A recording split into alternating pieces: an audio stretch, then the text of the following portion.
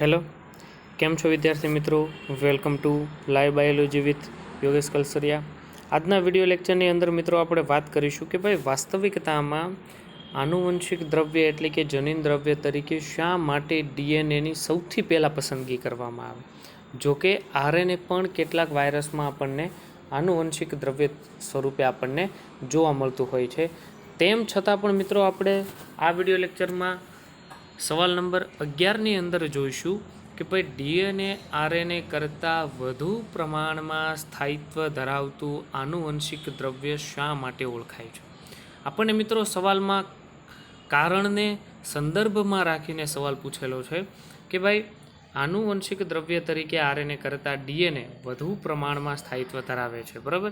કારણ સહિત સમજાવું એટલે કે સવાલ આપણને એવું કહેવા માંગે છે કે ભાઈ ડીએનએ ઓલરેડી આરએનએ કરતાં વધારે પ્રમાણમાં સ્થાયી છે જ, પરંતુ શા માટે સ્થાયી છે અને કયા કારણે આપણને ડીએનએમાં સ્થાયિત્વ જોવા મળે છે તે બાબતને આપણે આ સવાલમાં જોવાની છે.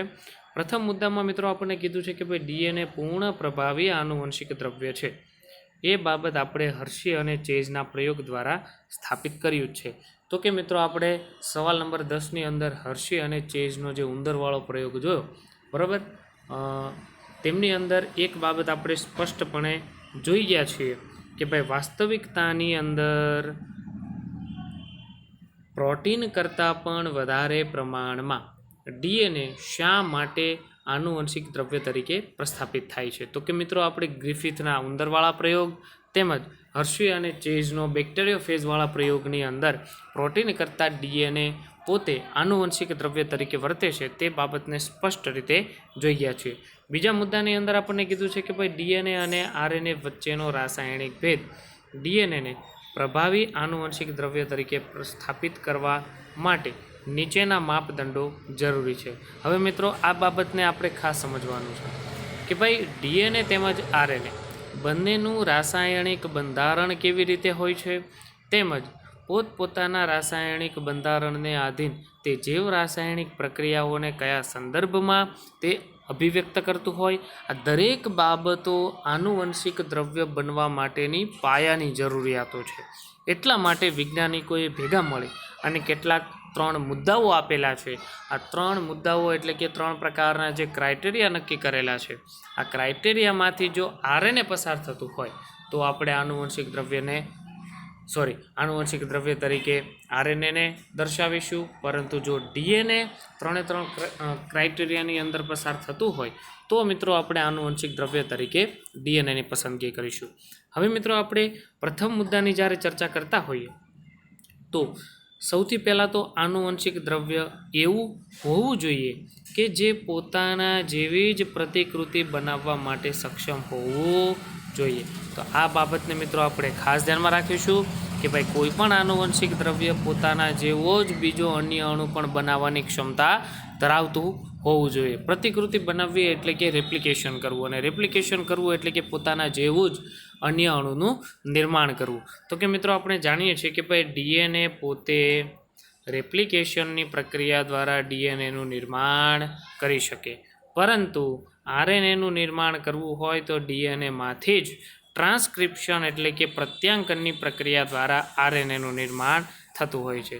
પરંતુ ક્યારેય પણ આરએનએ પોતાના જેવા અન્ય આરએનએના અણુનું નિર્માણ કરી શકતો નથી. તો આમ પ્રથમ મુદ્દાને આધારે આનુવંશિક દ્રવ્ય તરીકે આપણે ડીએનએની પસંદગી કરી, કેમ કે આ ક્રાઇટેરિયામાં આરએનએ પોતે અહીંયા પ્રસ્થાપિત થઈ શકતું નથી.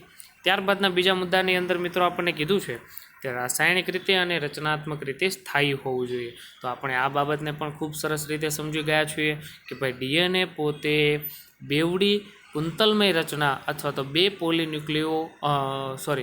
પોલીન્યુક્લિયોટાઇડની શૃંખલાઓ ધરાવતી હોવાના કારણે ડીએનએ આરએનએ કરતાં વધુ પ્રમાણમાં સ્થાયિત્વ ધરાવતું હોય છે.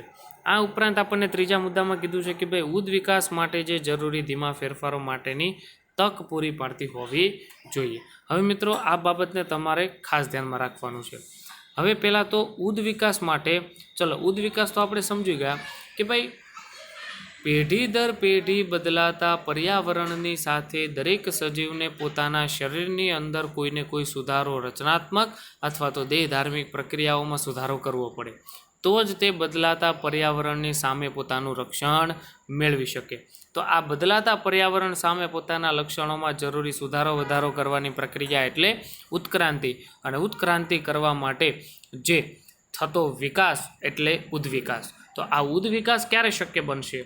જ્યારે પેઢી દર પેઢી વારસામાં ઉતરી આવતા જનીનોના બંધારણમાં કોઈને કોઈ પ્રકારની જો વિકૃતિ અથવા તો તફાવત આપણને જોવા મળતો હોય, તો આવી પરિસ્થિતિમાં જ ઉદ્વિકાસ હંમેશા શક્ય બનતો હોય છે.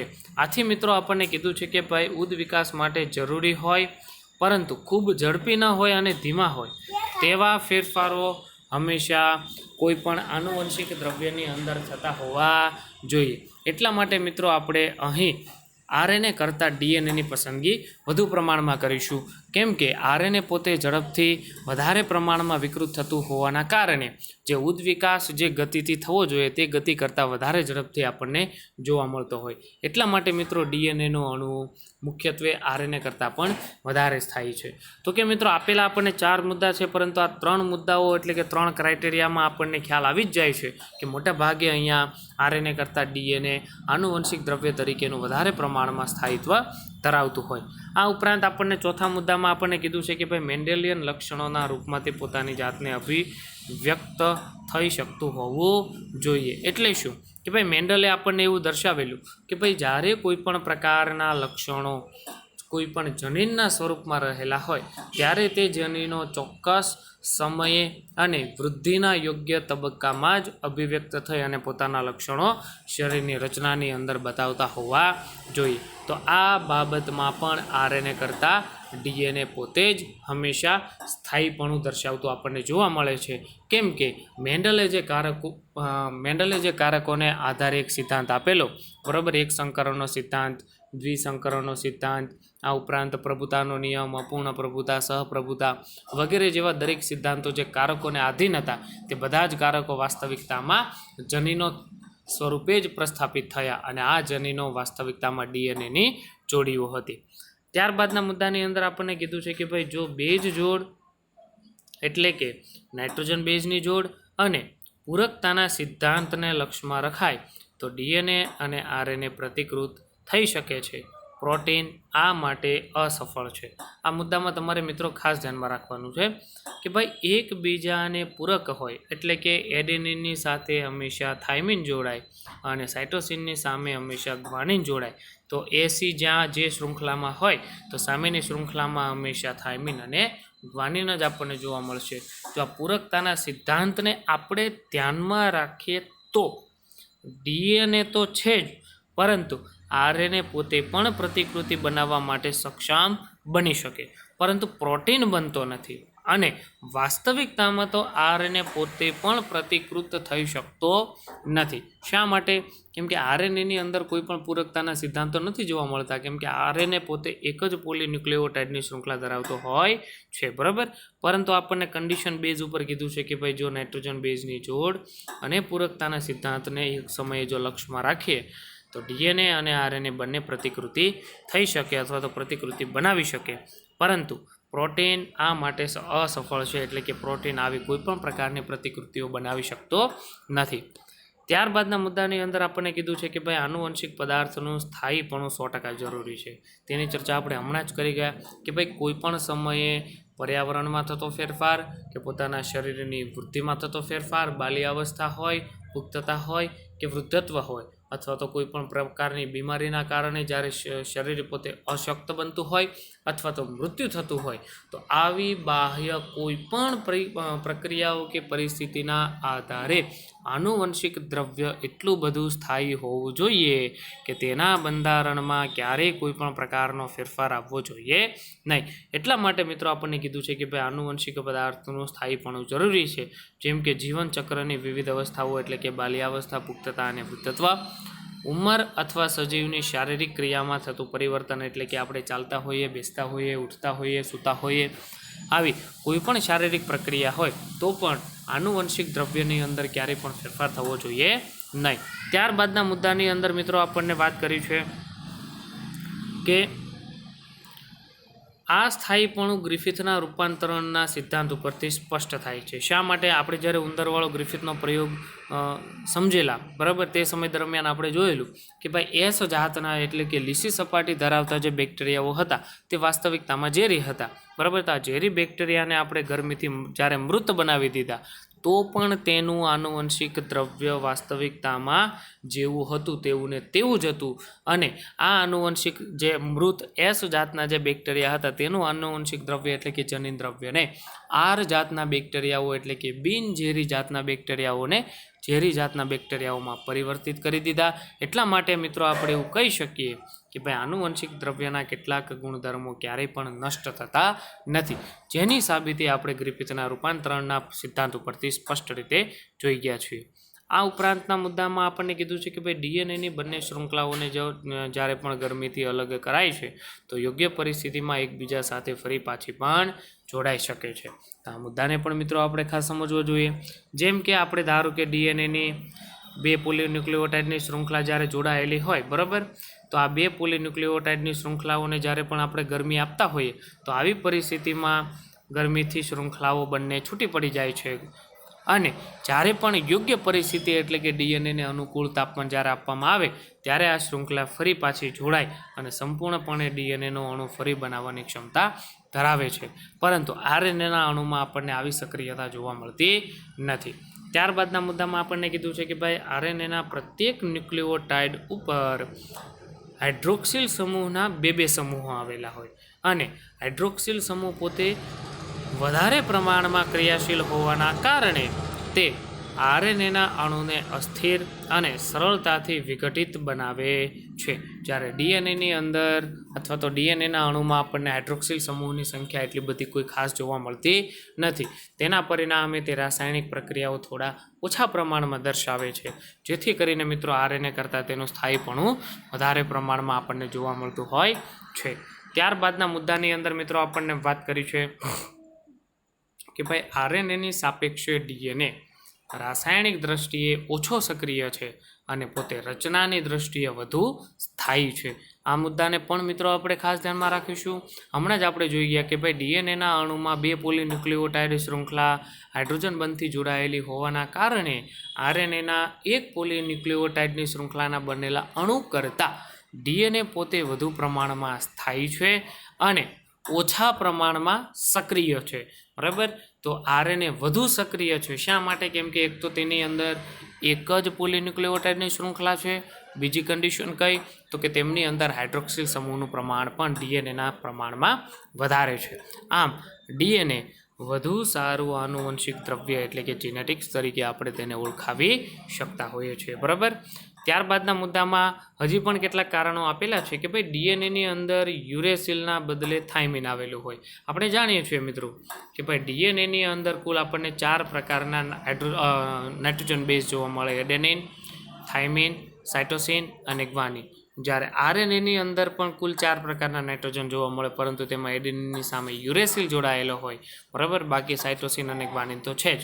આમ ડીએનએની અંદર યુરેસિલના બદલે કોણ છે? થાઇમિન. તો આ થાઇમિન યુરેસિલ કરતાં વધુ પ્રમાણમાં સ્થાયી છે, જેના કારણે આરએનએ કરતાં ડીએનએની સક્રિયતા ઓછી થઈ જાય અને સ્થાયિત્વ વધી જતું હોય છે, બરાબર.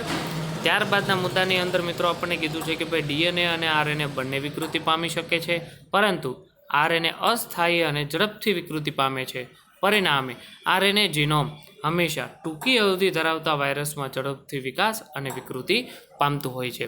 તો આ મુદ્દા વિશે પણ મિત્રો આપણે સૌપ્રથમ ચર્ચા એવી કરી ગયા કે ભાઈ આરએનએનો અણુ ડીએનએ કરતાં વધુ સક્રિયતા ધરાવતો હોવાના કારણે ઉદ વિકાસની પ્રક્રિયા માટે આરએનએ યોગ્ય પરિબળ અથવા તો યોગ્ય દ્રવ્ય તરીકે પ્રસ્થાપિત થતું નથી, કેમ કે આરએનએમાં પ્રક્રિયાઓ વધારે ઝડપથી થાય, તેના પરિણામે વિકૃતિ પણ વધારે ઝડપથી આવે, જ્યારે ઉદ વિકાસની પ્રક્રિયા હંમેશા ધીમા દરે ચાલતી હોવી જોઈએ. તો આ પરિસ્થિતિની અંદર મિત્રો વિકૃતિ તો ડીએનએ તેમજ આરએનએ બંને પામશે, પરંતુ ડીએનએની અંદર વિકૃતિનો દર ધીમો છે, જ્યારે આરએનએ વધુ સક્રિય હોવાના કારણે તેમની અંદર વિકૃતિનો દર વધારે છે. આથી આરએનએ આનુવંશિક દ્રવ્ય સ્વરૂપે કોની અંદર?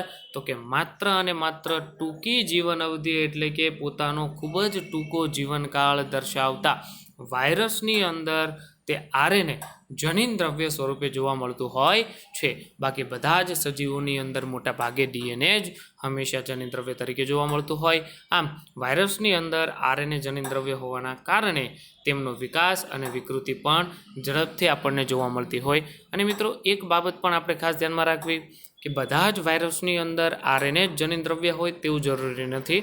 માત્ર અને માત્ર રિટ્રો પ્રકારના જે વાયરસનો સમૂહ છે તેમની અંદર સમાવેશિત વાયરસની અંદર જ આરએનએ હંમેશા જનીન દ્રવ્ય તરીકે કાર્ય કરતું હોય તેવું આપણને જોવા મળતું હોય છે. ત્યારબાદના મુદ્દાની અંદર મિત્રો આપણને કીધું છે કે ભાઈ પ્રોટીન સંશ્લેષણ માટે આરએનએ સીધો જ સંકેત કરે છે, તેથી તે સરળતાથી લક્ષણો અભિવ્યક્ત કરે છે. અને ડીએનએને પ્રોટીન સંશ્લેષણ માટે આરએનએ ઉપર આધાર રાખવો પડતો હોય છે. તો આ બાબતને તમારે ખાસ ધ્યાનમાં રાખવું કે ભાઈ વાયરસ હોય, બરાબર, તો વાયરસની અંદર આનુવંશિક દ્રવ્ય તરીકે આરએનએ છે. હવે આરએનએ સીધું જ ટ્રાન્સલેશનની પ્રક્રિયા દ્વારા શું બનાવી નાખે? પ્રોટીન બનાવી નાખે, બરાબર. પરંતુ જે સજીવોની અંદર XYZ વાયરસ સિવાયના બધા જ સજીવો, બરાબર, તેમની અથવા તો રિટ્રો વાયરસ સિવાયના બધા જ સજીવો તેમની અંદર આનુવંશિક દ્રવ્ય સ્વરૂપે ડીએનએ છે. ત્યારબાદ ડીએનએ રેપ્લિકેશનની પ્રક્રિયા દ્વારા મારી મિસ્ટેક થઈ, રેપ્લિકેશન નહીં પરંતુ ટ્રાન્સક્રિપ્શનની પ્રક્રિયા દ્વારા. કઈ પ્રક્રિયા દ્વારા? તો કે ટ્રાન્સક્રિપ્શન એટલે કે પ્રત્યાંકનની પ્રક્રિયા દ્વારા ડીએનએ આરએનએનું નિર્માણ કરે. ત્યારબાદ આરએનએ ટ્રાન્સલેશનની પ્રક્રિયા દ્વારા પ્રોટીનનું નિર્માણ કરતું હોય. તો આમ આ સમીકરણ ઉપરથી તમે એવું સ્પષ્ટ સમજી શકો કે ભાઈ પ્રોટીન નિર્માણ માટે વાયરસની અંદર ઝડપથી પ્રક્રિયા ચાલતી હોય જ્યારે અન્ય સજીવોમાં ધીમા ધારે ચાલતી હોય છે. એટલા માટે જ મિત્રો આપણને વાયરસનો ચેપ સૌથી વધારે ઝડપથી લાગતો હોય છે, બરાબર. ત્યારબાદના મુદ્દાની અંદર મિત્રો આપણને કીધું છે કે ભાઈ આમ આરએનએ અને ડીએનએ બંને જનીન દ્રવ્ય તરીકે કાર્ય ઓલરેડી કરે જ છે, પરંતુ ડીએનએ વધારે સ્થાયીપણું હોવાથી જનીનિક માહિતીના સંગ્રહ માટે વધારે પ્રમાણમાં પસંદગી પાત્ર છે. તો કે આખા સવાલની સમજૂતી ઉપરથી મિત્રો આપણે એવું સમજી ગયા કે ભાઈ આરએનએ પોતે જનીન દ્રવ્ય તરીકે વાયરસમાં જોવા મળે જ છે, પરંતુ હવે તમે પોતે જ એવું સમજી શકો કે ભાઈ કોઈ પણ પેઢી દર પેઢી જ્યારે માહિતીનો સંગ્રહ કરવાનો હોય અને માહિતીનું વહન કરવું હોય ત્યારે આનુવંશિક દ્રવ્ય એવું હોવું જોઈએ કે તે પોતે વધુમાં વધુ સ્થાયિત્વ ધરાવતું હોય અને પેઢી દર પેઢી ઉદ વિકાસ માટેની વિકૃતિ સ્વરૂપેની તકો પણ પૂરી પાડતું હોય. તો આવા દ્રવ્ય તરીકે આરએનએ કરતાં કયું? ડીએનએ જ હંમેશા પસંદગી પાત્ર બનતું હોય છે. આમ જનીનિક માહિતીના સ્થળાંતરણ માટે આરએનએ વધુ સુયોગ્ય છે. અહીંયા જનીનિક માહિતીના સ્થળાંતરણ માટે આરએનએ પ્રિન્ટિંગ મિસ્ટેક છે. વાસ્તવિકતામાં ડીએનએને આપણે લખવાનું છે, બરાબર, કેમ કે એક પેઢીમાંથી બીજી પેઢીમાં જ્યારે જનીનો સ્વરૂપે માહિતીનું વહન કરવું હોય ત્યારે તે માહિતીનું વહન પણ હંમેશા ડીએનએના સ્વરૂપમાં જ આપણને જોવા મળતું હોય છે. તો કે મિત્રો આજના વિડીયો લેક્ચરની અંદર આપણે એવું સમજી ગયા કે ભાઈ વાસ્તવિકતામાં કયો અણુ વધુ પ્રમાણમાં સ્થાયિત્વ ધરાવતો હોય છે, બરાબર. ત્યારબાદ આગળનો જે 12મા નંબરનો પ્રશ્ન છે આરએનએની રચના તથા તેના પ્રકારો, તેનો વિડીયો ઓલરેડી મેં અપલોડ કરી દીધો છે, બરાબર. અને તમને જ્યારે આ ચેપ્ટરનો એટલે કે 6થા ચેપ્ટરનો પ્રથમ વિડીયો મૂકેલો ત્યારે મેં તમને સજેશન આપેલું કે ભાઈ લાઈવ બાયોલોજી યુટ્યુબ ચેનલની અંદર આરએનએની રચના તેમજ તેના વિવિધ પ્રકારો વિશેની એક ડીપમાં માહિતી છે. તે આખા વિડીયોને તમારે ખાસ કરીને જોવાનો છે, કેમ કે નીટના એમસીક્યુ માટે પણ તે ઇમ્પોર્ટન્ટ છે. એટલે બહારનો કેટલોક સિલેબસ કે જે આની અંદર આપણને આપેલો નથી તેનો પણ મેં સંગ્રહ કરેલો છે, બરાબર. તો તે વિડીયો જોઈ લેજો. નેક્સ્ટ વિડીયોની અંદર આપણે વાત કરીશું પ્રશ્ન નંબર 13, વોટસન અને ક્રિક દ્વારા સ્વયંજનન વિશે અપાયેલી યોજના. એટલે કે વોટસન અને ક્રિક નામના વૈજ્ઞાનિકે ભેગા મળી અને ડીએનએનું બેવડું કુંતલયુક્ત મોડલ તો આપ્યું જ છે, પરંતુ તે સ્વયંજનનની પ્રક્રિયા માટે કયા પ્રકારના સિદ્ધાંતો ઉપર આધારિત છે, બરાબર. આભાર. અસ્તુ.